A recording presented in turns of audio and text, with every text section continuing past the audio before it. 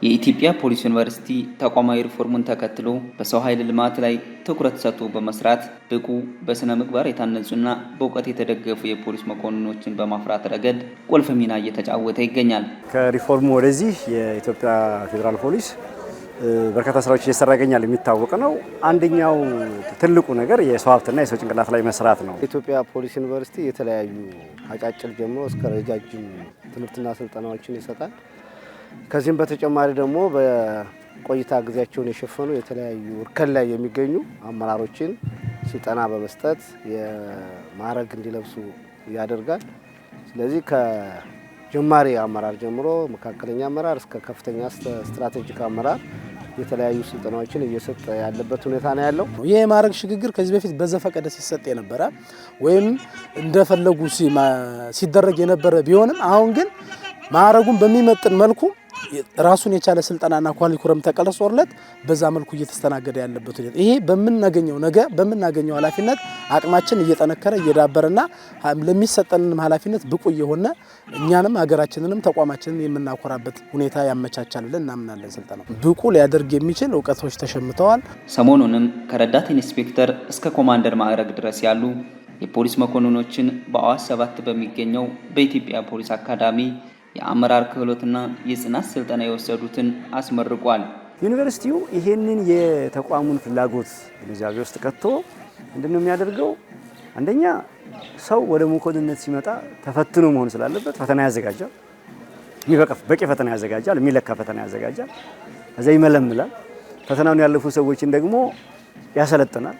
እንግዲህ ስልጠናው እንደየማዕረግ ደረጃው ይለያያል። ለምሳሌ ከዋና ሳጅን ወደ ረዳት ኢንስፔክተርነት ለማለፍ የቆይታ ጊዜ ብቻ በቂ አይደለም።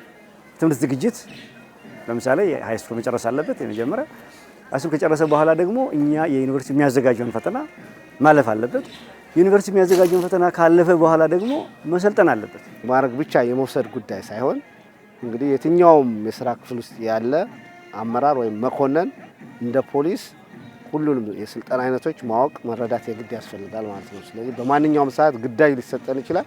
በሚሰጠን ጊዜ ደግሞ ግዳጁን እንደ ሁኔታውን እንደ መሬት አቀማመጥ በመጠቀም የተለያዩ የተሰጡት ፖሊሳዊ ስልቶችን በመጠቀም በቀላሉ ግዳጅ መፈጸም የሚያስችላቸውን ብቃት አግኝተናል ብለን እናስባለን ማለት ነው። ዘርፈ ብዙ ስልጠናዎችን አግኝተናል። አንደኛው ራሳችንን አቅማችንን ያየንበት ጉድለቶቻችንን የለየንበትና ለቀጣይ ስራ ግብዓት የሚሆኑ እውቀቶችን የሸመትንበት በተለይ በወታደራዊ መስኩ ከዚህ ከደፈጣን ማስወገድ የመሳሰሉት እንደ ፌዴራል ፖሊስ እየሰራናቸው ካለናቸው ስራዎች ጋራ የሚዋሃድና ለቀጣይ ስራችን ግብዓት ሆኖን ለውጤትና በሀገራችን ውስጥ ባሉ በምንሰማራባቸው በማንኛውም ስራዎች ላይ ለተልኳችን ግብዓት የሚሆኑ ናቸው።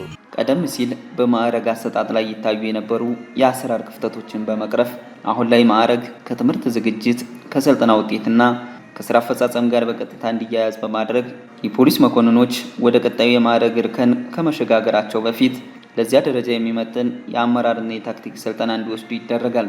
በእውቀት ላይ የተመሰረተ የማዕረግ አሰጣጥ ስርዓት እንዲኖር በማድረግ ተቋሙን ወደ ሳይንሳዊና ፕሮፌሽናል የፖሊስ አገልግሎት ማሸጋገር ተችሏል።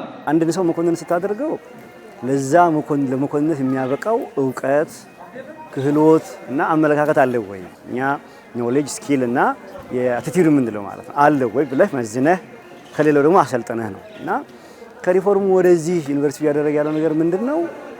መኮንንነት እነዚህን 3 ነገሮች ያሟሉ ተመዝነው ተፈትነው አልፈው ይሄን ነገር ማሟላታቸው ለዛ ማድረግ ለምሳሌ ረዳት ኢንስፔክተርነት የሚያበቃ ነገር አላቸው ወይ ብለን መዝነን አይተን መጀመሪያም ይበቃሉ ብለን መዝነን ፈትነን እናስገባለን። ከዛ በኋላ እንደገና እናስተምራለን፣ እንደገና እንፈትናለን፣ ማድረግ እንሰጣለን። የሰው ልጅ ለፍቶ ደክሞ ሰርቶ በውጤቱ ተመዝኖ በዚህ ደረጃ ኃላፊነት ሲያገኝ ከታች ያለው አባል ሞቲቬት እየሆነ የራሱን የሆነ ተነሳሽነት ይፈጥራል። ስለዚህ ይህ ስልጠና ይበል የሚያሰኝ የነበረብን ጉድለት የሞላልና ክፍተቶቻችንን ያየንበት ስልጠና ስለሆነ ይበልና ተጠናክሮ ሊቀጥል ይገባል የሚል ሐሳብ ነው ያለኝ። ማዕረግ እንግዲህ ለወታደር አንዱና ዋነኛው መገለጫውና የቆይታ ጊዜውን የሥራ አፈጻጸሙን ብቃቱን የሚገልጽ በመሆኑ ዝም ብሎ በዘፈቀደ የሚሰጥ ሳይሆን በስልጠና በእውቀት በክህሎትና በአመለካከትን መሰረት ባደረገ መልኩ መሰጠት እንዳለበት ይታወቃል ማለት ነው። ዩኒቨርሲቲው በተጠና መልክ ነው ለአንድ መኮንን የት ምን ስልጠና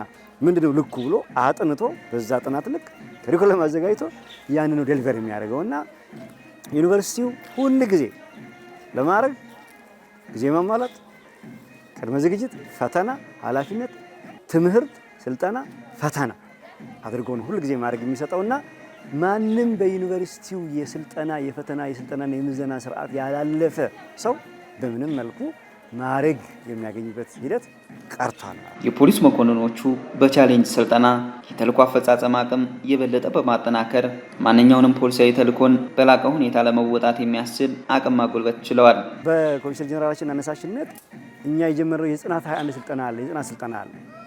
ከቅርብ ጊዜ ወደዚህ ይሄ የጽናት 21 ስልጠና የማዕረግ ስልጠናው አንድ አካል ሆኗል። ስለዚህ ከፈተናው ውጪም ጽናት 21ን ያልወሰደ ማንኛውም ጥሬ ኦፕሬሽንን ለመምራት የሚያስችል አቅም የሚፈጥር ስልጠና ነው። ትልቅ ስልጠና ነው። ማንም ሰው ማዕረግ አገኘ።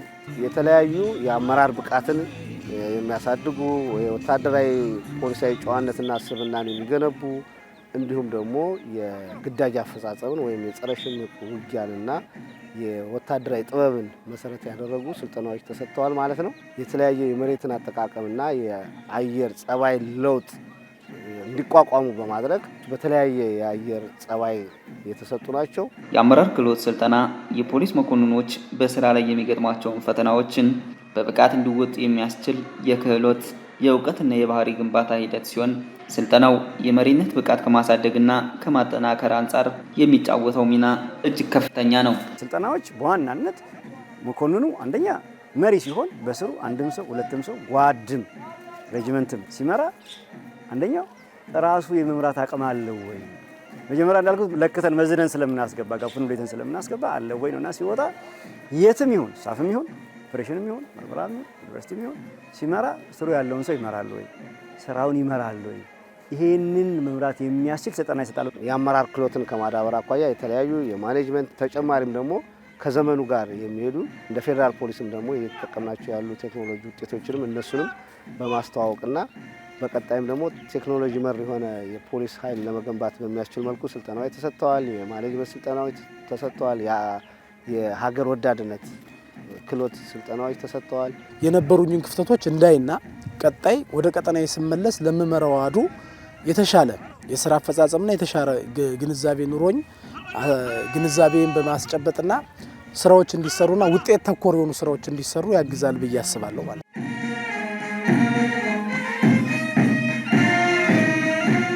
ማንም ሰልጣኝ ማንም መምህር ስልጠና ሲገባ የአመራር ስልጠና ሲገባ ከክቡር ኮሚሽነር ጀነራሎችን ጀምሮ ሁሉም ምክትል ኮሚሽነር ጀነራሎች በየደረጃው ያሉ ኃላፊዎች በግንባር አግኝተው ያስተምሩታል፣ ያሰለጥኑታል። ፊት ለፊት ይገናኛል፣ ጥያቄ ይጠያየቃል። ይሄ የሚፈጥረው ከባድ የስነ ልቦና በአዎንታዊ መንገድ ኢምፓክት አለ። ሰው ደስ ብሎት መሪዎቹን እያየ ከመሪዎቹ ተምሮ አንደኛ ነገ እዛ ለመድረስ፣ ሁለተኛ ከራሳቸው ከመሪዎቹ አፍ መመሪያ ይወስዳል፣ ትምህርት ይወስዳል። ይሄ ብቻውን የሚፈጥረው የስነ ልቦና ብቃት ቀላል አይደለም። ሰራዊቱ በተሰማራባቸው ግዳጆች በተጨባጭ ሊተገብራቸው የሚችሉ ክህሎቶች ፖሊሳዊ ዲሲፕሊን በአማከለ መልኩ የተሰጠበት ሁኔታ ነው ያለው። ስለዚህ ለቀጣይ ለግዳጅ አፈጻጸም ሰራዊቱ በዚህ ብቃት እየተገነባ ከሄደ በቀላሉ የተሰጠውን ተልእኮና ተግባር መፈጸም በሚያስችል መልኩ ብቁ ሆነው እንዲወጡ እየተደረገ ነው ያለው ማለት ነው። በምናገኛቸው ስልጠና ሁሉ የስነ ልቦና ትምህርትን፣ ኢሞሽናል ኢንተለጀንስን፣ ሌሎችንም የስልጠና አይነቶች የትምህርቱ የከሪኩለሙ አካል በማድረግ በምናገኛቸው ስልጠና ሁሉ ከፕራክቲካል ከተግባራዊ ምሳሌዎች እያነሳን በማስተማር በስነ ልቦናውን እያደራጀን እንሄዳለንና እንዲሁ እንላለን እንጂ በነገር ላይ የኛ የኢትዮጵያ ፌዴራል ፖሊስ ሰራዊት ጀግና ነው። የኢትዮጵያ ፌዴራል ፖሊስ ሰራዊት ምንም በማንኛውም መንገድ የምታውቀው ነው። ጀግና ሰራዊት ነው ያለን። የበለጠ ደግሞ እንዲጀግን ራሱን እንዲያዘጋጅ የማድረግ ስራ በዚህ ደረጃ ይሰራልና መሪዎቹ ከማስተማር ጀምሮ በትምህርት ውስጥም በማካተት ሰራዊቱን እናሰለጥናለን። ስልጠናው የፖሊስ አመራርና አባላት የማስፈጸምና የመፈጸም አቅም ያዳብራል። በአመራሩና በአባሉ መካከል ያለውን ግንኙነት በማጠናከር ለቀጣይ ፖሊሳዊ ተልእኮዎችም የበለጠ ዝግጁ እንደሆኑ ያግዛቸዋል። ራስን አካልን ሴቭ አድርጎ እንዴት ግዳጅን መወጣት ይቻላል፣ አስቸጋሪ ቦታዎች፣ አስቸጋሪ መሬት፣ አስቸጋሪ ሁኔታ ሲያጋጥመን በምን መልኩ ነው ያንን ማለፍ የምንችል የሚል የነፍስ ወከፍ እንቅስቃሴዎችን በመጠቀም እንዲሁም የተለያዩ አሰላለፍ ስልቶችን በመጠቀም ግዳጃቸውን መወጣት የሚችሉበት ሁኔታ በተግባር እንዳመራር ራሳቸው በራሳቸው እየተመሩ ይሄንን እንዲያደርጉ ተደርጓል ማለት ነው። ስልጠናው ጥሩ ነበር። የጀመርነው ሰንዳፋ ነው። ሰንዳፋ ደግሞ እንደሚታወቀው በጣም ቀዝቃዛ አየር ነው። እዛ በቲዮሪ ከፖሊሳዊ ስነ ምግባር ጀምሮ መጠናቀቂያው እስከ አሸዋ ገበታ ድረስ ስልጠናዎችን ወስደናል። ያም ሆኖ ምንድነው ቲዮሪውን በተግባር ነው ፕራክቲስ እያደረግነው እስከመጣን ድረስ ካይምሮህ የማይፋቅ ነገር ሊጠፋ የማይችል ነገር ነው፣ ልትረሳው የማትችል ነገር። ምክንያቱም ቲዮሪ ትማራለህ፣ ፕራክቲስ ታደርገዋለህ። ስለዚህ አሪፍ ነበር፣ በጣም ደስ የሚል ነገር ነበር። በአገልግሎት አሰጣጥ ሂደት ውስጥ ሊያጋጥሙ የሚችሉ ተግዳሮቶችን በማለፍ በማንኛውም ሰዓትና ሁኔታ ለሚገጥመው የጸጥታ ስጋት ዝግጁ የሆነ የተናበበና ጠንካራ አመራርና አባላት እንዲኖሩ ከፍተኛ ሚና ይጫወታል። በተሰጠን ማዕረግ ልክ ደግሞ የፖሊሳዊ ዲሲፕሊንና ስብዕናን መተግበር የግድ ያስፈልጋል ማለት ነው። ስለዚህ ማዕረግ ስንለብስ የፖሊሳዊ ጨዋነትን ይፈልጋል፣ የሲኒየሪቲን ቼን ኦፍ ኮማንድን ይፈልጋል። ባለን ማዕረግ ልክ ደግሞ ስራዎችን ኢፌክቲቭሊ መስራት የግድ ያስፈልጋል ማለት ነው። ስለዚህ እዚህ የተሰጠውን ስልጠና ወደ ተግባር በመቀየር በምንሰማራበት ግዳጅ ውጤታማ የሆነ ስራ መስራት የግድ አስፈላጊ ነው ማለት ነው። መስሪያ ቤታችን የሚሰጡኝን ግዳጆች በመተማመን ማለት ነው፣ በልበ ሙሉነት እኔን ከስር ያሉትን አባሎችን ይዤ መስሪያ ቤቱም ለሚሰጠኝ ሆነ ሀገሪቱ ለሚሰጠኝ ግዳጅ ዝግጁ ነኝ።